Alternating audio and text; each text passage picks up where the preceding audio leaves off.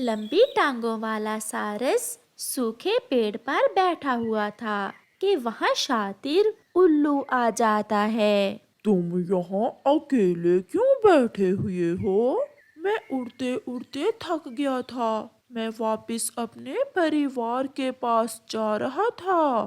तुम्हारे जैसे लंबी टांगों वाले बड़े सारस को तो जंगल का राजा होना चाहिए, और तुम यहाँ अकेले बैठे हुए हो। तुम सबसे बड़े हो, तुम सबसे शक्तिशाली भी होगे, तो फिर तुम जंगल के राजा क्यों नहीं बन सकते? ऐसे सीधे साधे सारस का दिमाग खराब करने के बाद शरारती उल्लू वहाँ से चला जाता है। उल्लू की बात तो ठीक है, मैं सबसे बड़ा हूँ और मेरी टांगे सबसे बड़ी हैं, फिर मैं राजा क्यों नहीं बन सकता?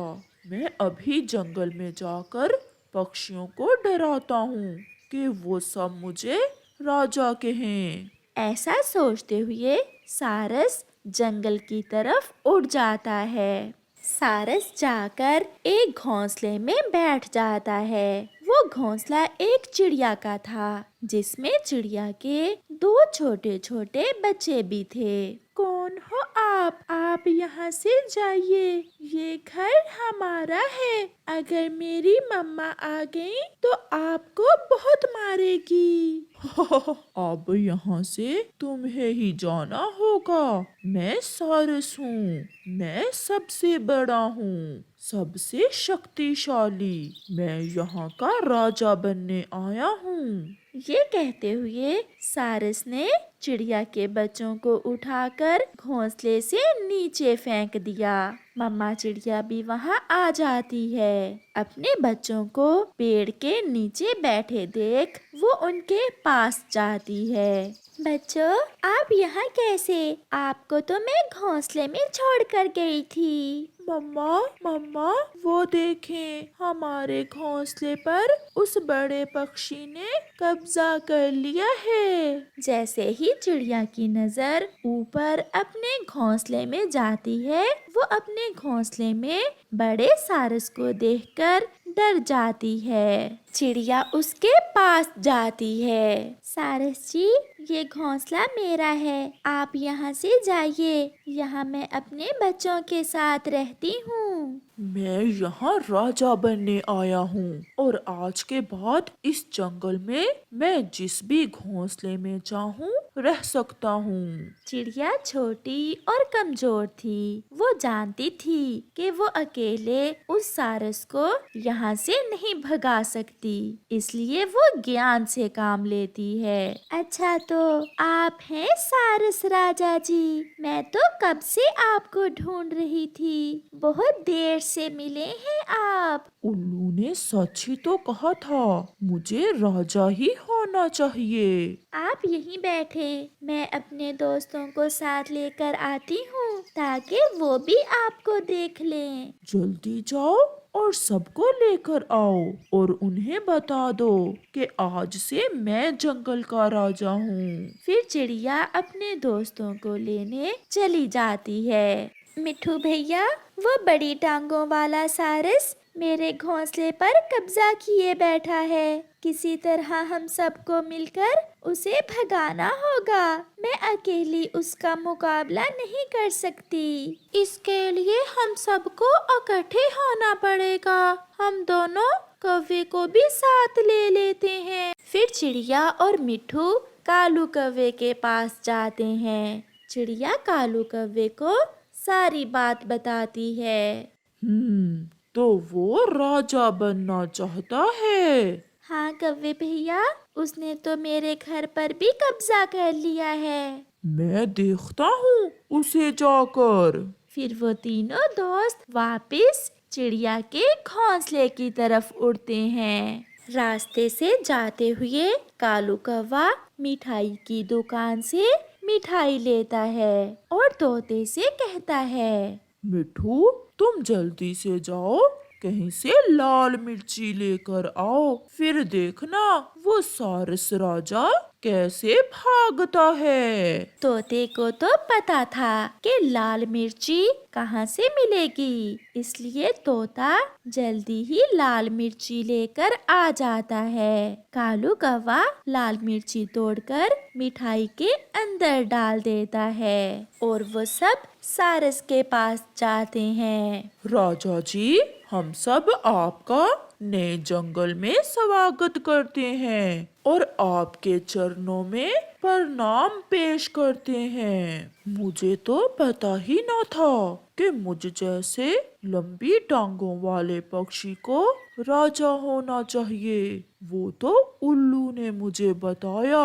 राजा जी, मेरे दोस्त आपके लिए स्वादिष्ट मिठाई लेकर आए हैं। जो भी हमारा नया राजा बनता है उसे ये मिठाई खानी होती है। मैं अभी सारी मिठाई खा लेता हूँ। ऐसा कहते हुए सारस जैसे ही एक रसगुल्ला मुंह में डालता है वो तो उछलने लग जाता है। मर गया, मर गया, मैं तो मर गया रे। बचाओ, बचाओ, मेरा मुंह जल गया। ये मिठाई बहुत कड़वी है।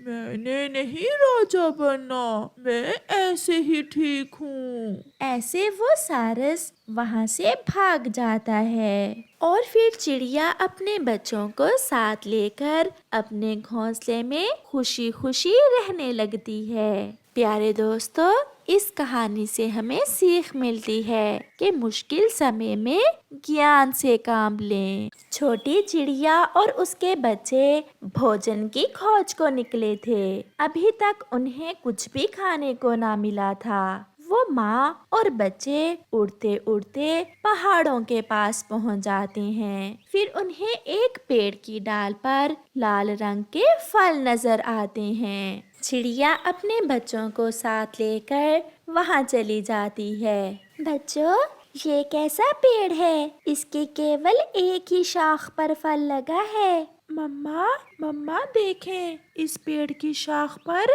किसी ने रस्सी बांध रखी है। मम्मा, इसे बहुत दर्द हो रहा होगा। हाँ, मुझे बहुत दर्द है। क्या आप मुझे इस रस्सी से आजाद कर दोगे? क्यों नहीं पेड़ भैया, मैं अभी ये रस्सी खोल देती हूँ।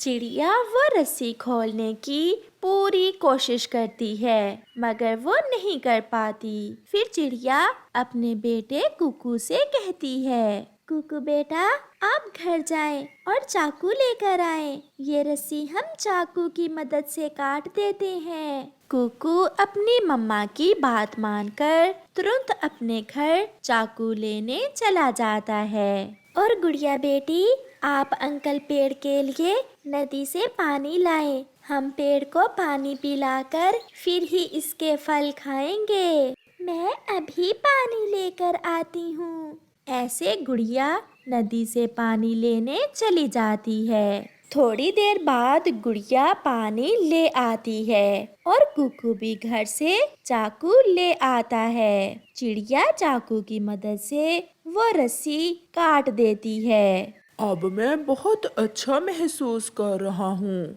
आप बहुत अच्छी हो। आपने मेरी मदद की। ऐसे ही हमेशा दूसरों की मदद करते रहना। अब आप मेरा फल खा सकते हो। आप भी बहुत अच्छे हो जो आपने हमें मीठे मीठे फल दिए। फिर चिड़िया उस पेड़ से मीठे मीठे फल तोड़कर ले जाती है। चिड़िया अपने घर जाकर वो मीठे फल खा रही थी कि वहाँ गोरी और कालू आ जाते हैं। चिड़िया, चिड़िया, ये मीठा फल तुमने कहाँ से लिया है? हम तो सुबह से भूखे फिर रहे हैं मगर अभी तक कुछ भी खाने को नहीं मिला। फिर चिड़िया गोरी को सारी बात बताती है। मैंने उस पेड़ की डाल से रस्सी काट दी और फिर उस पेड़ ने मुझे मीठे फल दिए। कालू, जल्दी चलो, हम भी उसी पेड़ के पास जाते हैं। फिर गोरी और कालू वहाँ से चले जाते हैं। जाते जाते गोरी घर से चाकू भी साथ ले जाती है। कालू, अब तो हमें भी मीठे फल मिलेंगे। रस्सी को काटना कौन सा मुश्किल काम है, वो तो मैं मिनटों में काट दूंगी। गोरी और कालू उस पेड़ के पास पहुंच जाते हैं। वहाँ सच में एक पेड़ की एक डाल पर मीठे फल लगे हुए थे, मगर इस बार वहाँ कोई रस्सी ना थी। कालू, ये क्या हुआ?